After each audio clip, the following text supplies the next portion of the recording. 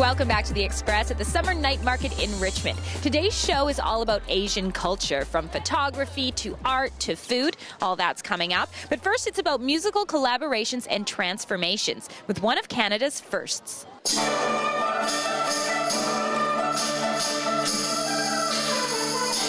I imagine fields and flowing valleys and mountains and birds, all types of nature images. Every time Bruce Hensel plays this traditional Chinese symphony, he's transported to an ancient land of natural beauty.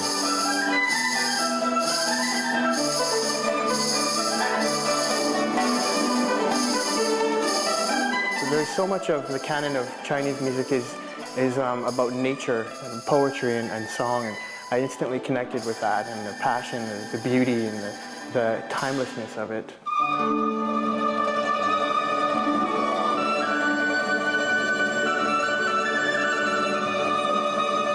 Formed in 1989, the Chinese Music Ensemble is the oldest one of its kind in Metro Vancouver, playing folk music from various regions of China.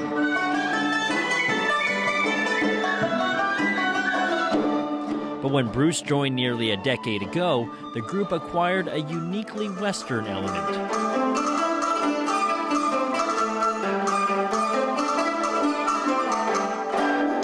For this group, it allows me a certain creativity, and a freedom too within the style to add my personality, to add what I can as a performer. He brings his own style, Canadian style. We bring the Chinese traditional style. When we play together, we are influenced each other. So we try to get and to create the brand new style of music. The instruments, however, are not Western. At the forefront is this Chinese zither, which dates back 2,000 years. It adds a dreamlike character to the music.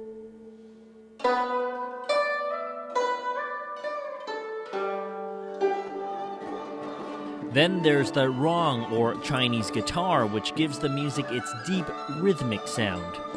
The sound very much like the Western classical guitar, so quite important for the Chinese ensemble.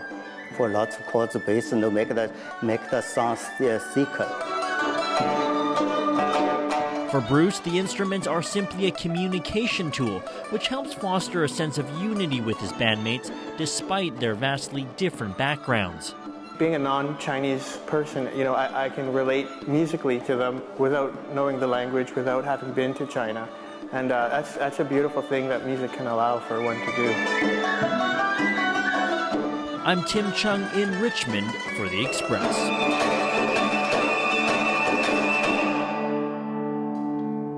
You can go to vancouverchinesemusic.ca to find out where they're performing next and to learn more about their music. Up next on The Express, it's all about the art of photography. There's a photographer in Chinatown who uses traditional Chinese clothing in her photo shoots. So we're finding out who's striking a pose and why.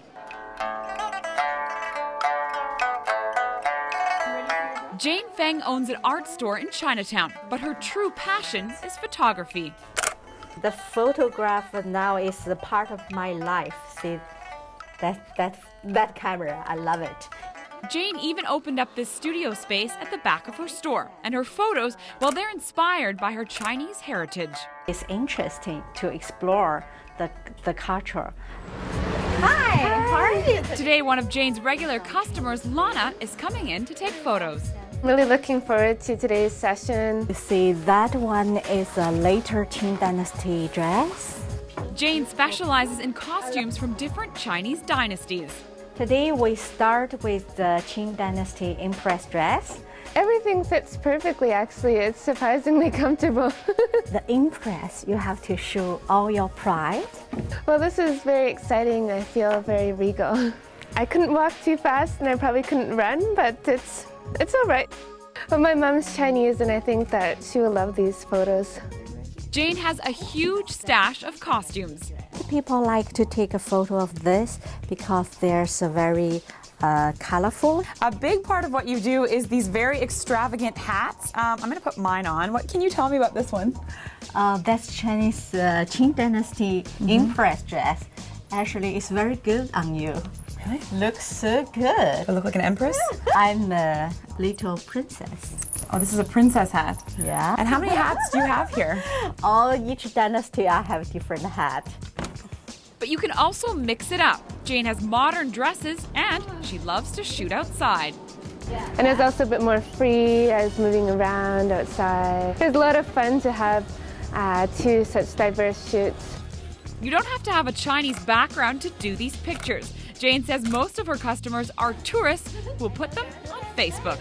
The Facebook is kind of showing all your experience and share with your friend.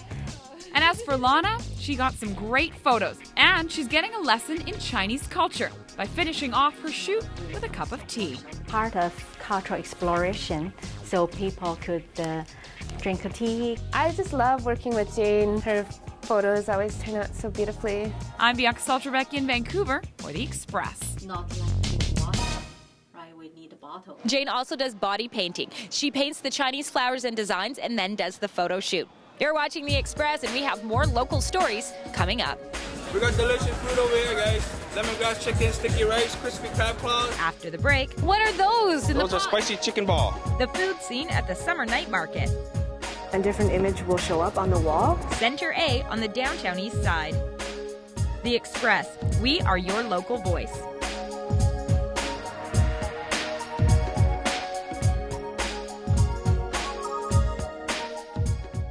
Community programming on Shaw has been generously sponsored in part by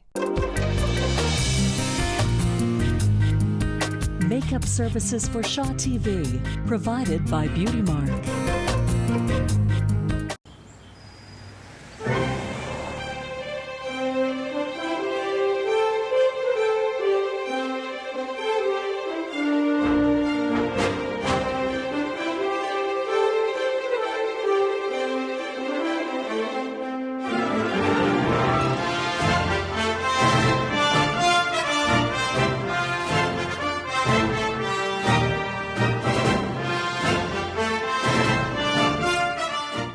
Community programming on Shaw has been generously sponsored in part by Hairstyling and color services for Shaw TV, provided by The Lounge Hair Studio, loungehairstudio.com.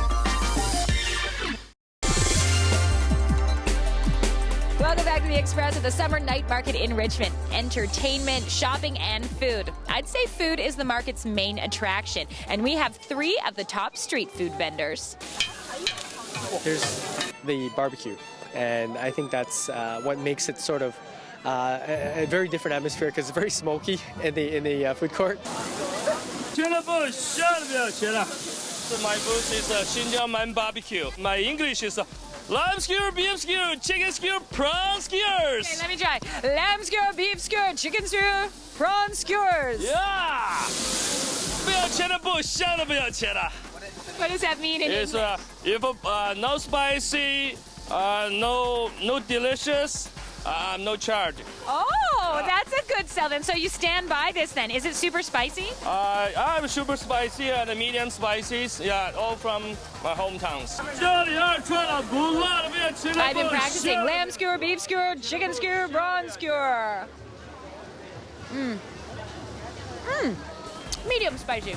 It's very crowded, and I think people like that elbow to elbow feel. And then seeing them cooking this there, live, it's just something that you have to be there to feel it. We got delicious food over here, guys. Lemongrass chicken, sticky rice, crispy crab claws. Vietnamese delicious. It's like Vietnamese abundant. There's so much. Yes, the famous crispy crab claws. Why are they famous? Because they're nice and crispy and they're fresh. What are those? Those are spicy chicken ball. It's spicy soup. We have vegetable noodles and seafood, shrimp toast. This is shrimp toast. Very good, fresh, deep fried, nice and crunchy. Fresh and deep fried, did you just say? Yeah, and it's spring roll. We have spring roll over here too. People come down, they get to taste, food from around the world, all here at the market. Oh goodness! My very first bubble tea.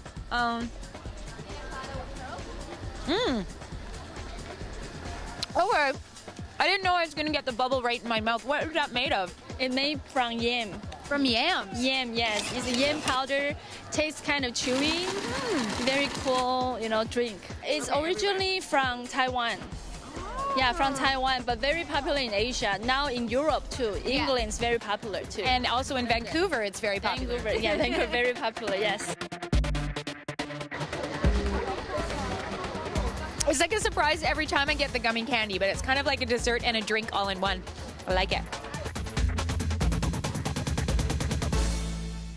The Summer Night Market in Richmond is open every Friday, Saturday, and Sunday night starting at 7 o'clock, also holiday Mondays, and it runs right through until September the 8th. Now we're heading to Vancouver's downtown east side for our next feature. We're going to learn a little bit about the contemporary Asian art scene and find out how it's helping the community tap into their inner artists. The Vancouver Centre for Contemporary Asian Art is located in a 100-year-old building that used to be a train station. But today, Centre A, as it's called, is all about modern. Wow, it's a beautiful building. Yeah, look at those arch walls. The train used to come in from there. I think the essential thing about contemporary art is that it will make you to look at artworks in a completely different way and also look at many different subject matters. Contemporary art is not about a picture looking beautiful on the wall, but it's also about engage people to have a critical discussion about certain subject matter. That's the aim of the current exhibit by Canadian artist Howie Tsoi. As you can see, it's a very violent image. A lot of torturing going on here. Yeah. And on top of this painting, the artist burned the wall as well, so the whole painting looks like it's on fire. It's a series of paintings that he did in the last 3 years called the Horror Fables. These are paintings in the traditional Chinese brush painting style, but the subject is inspired by vampire and zombie movies from Hong Kong in the 80s. In another room is an extension of the exhibit featuring traditional Japanese lanterns. You can play with the slides and different images will show up on the wall. You can overlap them. And there's an even more hands-on event coming up at Centre A, a workshop run by artist Germaine Coe that will turn residents of the downtown east side into contemporary artists. She will help them create a special kind of online map, one that's enhanced by images, text, and video. So you can also take a tour of the neighborhood by clicking on the map to make a path.